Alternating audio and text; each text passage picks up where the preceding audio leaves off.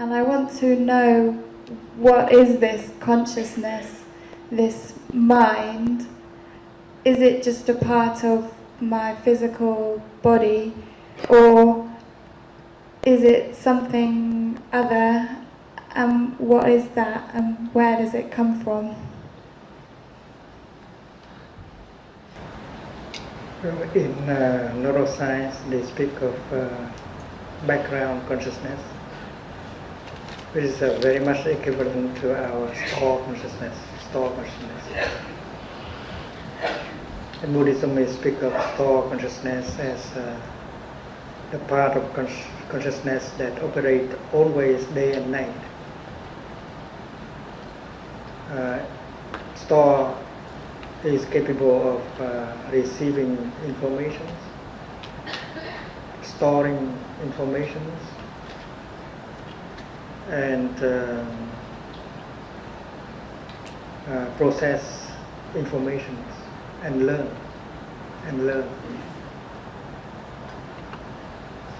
And when you drive a car, it is store consciousness that is driving, and not your mental mind consciousness. In the beginning, when you learn driving, you have to use your mind consciousness. You have to focus your attention. It's difficult. But in the process of doing so, store learns. And finally, you don't have to think about it, and you can drive like that, with your mind thinking about other things. So it is store consciousness that is practically doing most of the things, including driving your car. During the night when you sleep, and if your body feels cold, your hand reach out for the blanket. That's store consciousness, not mind consciousness. Your mind consciousness might be in a dream. You might see something that you are swimming in a very icy lake. You can see things like that, and you reach out to the blanket, and that is store consciousness.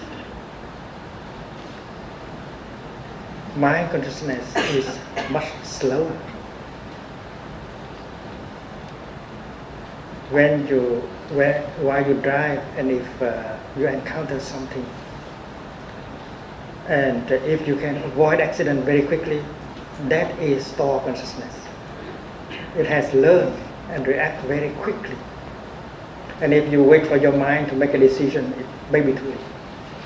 And that is why we can conclude that mind is slower and more expensive also, because our brain spend a lot of energy, while our body, our store spend much less energy.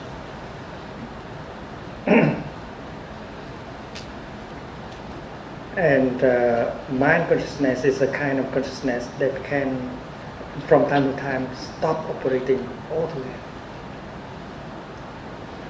while store continues always.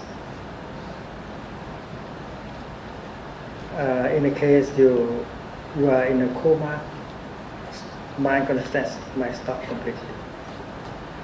Or when you enter a kind of concentration called no mind concentration, you also stop completely your mind.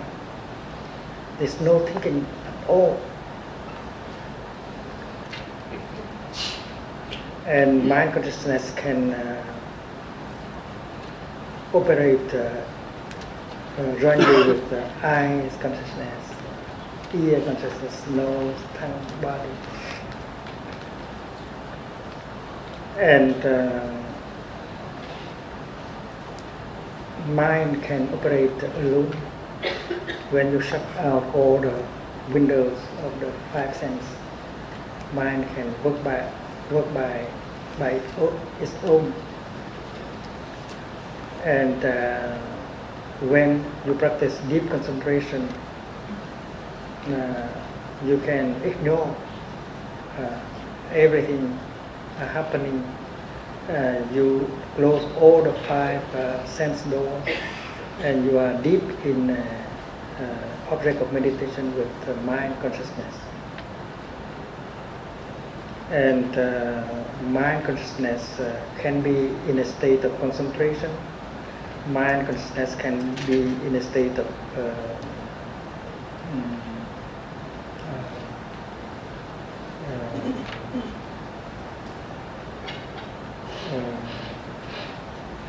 confusion. The opposite of concentration is dispersion. Mind in dispersion. And mind consciousness can be in a state of psychosis.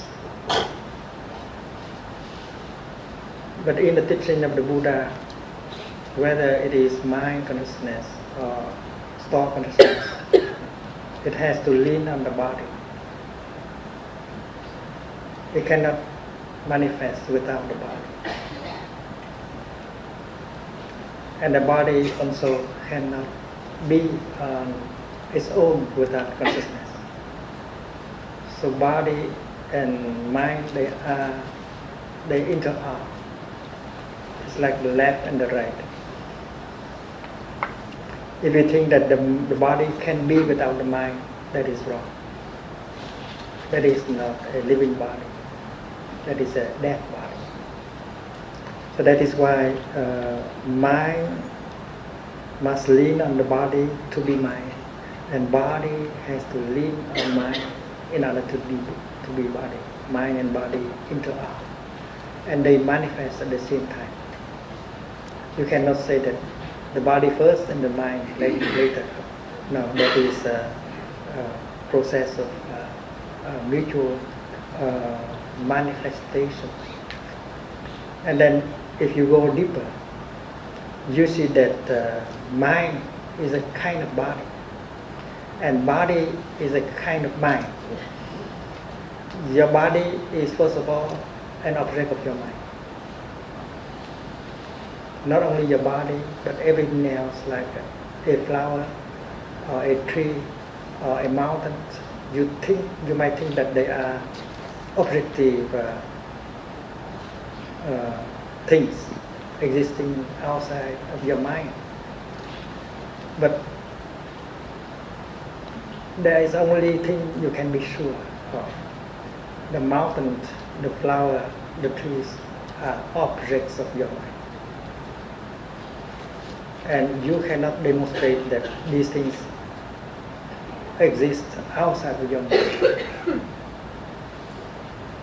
And you still behave as if they exist outside of your mind. But in this teaching, your body, your environment, everything is object of your mind. And that is why in the teaching of the Buddha, there are 4 realms of meditation. You meditate on your body, you meditate on your feelings, you meditate on your perceptions, and you meditate on the objects of your perceptions, which is the object of your mind. Mind is the object of meditation, and objects of mind is an object of meditation. Instead of saying mind and reality outside of the mind. And in Buddhism we always say mind and objects of mind. So mind and objects of mind, they interact. Without mind, there is no objects of mind. Without objects of mind, there is no mind. And if you go deeply, we see that the notion of mind and matter should be removed. Our distinction between mind and matter is an obstacle. And nowadays, scientists have discovered that an elementary particle is very intelligent. There is mind in it, and it is mind. Somehow it is mind. So when we look at the planet Earth, if we see that it is a block of matter, we are wrong. we have to begin to see the earth as a living organism. And to describe the earth as mind only is wrong. To describe Mother Earth as flat earth only is wrong. We have to transcend both notions. And the same thing is true with us. In Buddhism we say Namarupa, body and mind. But Namarupa lean on each other to manifest. And yesterday we learned about action. Our action continues always. And our action is a kind of energy produced by us. And energies can manifest itself into mind body again and again.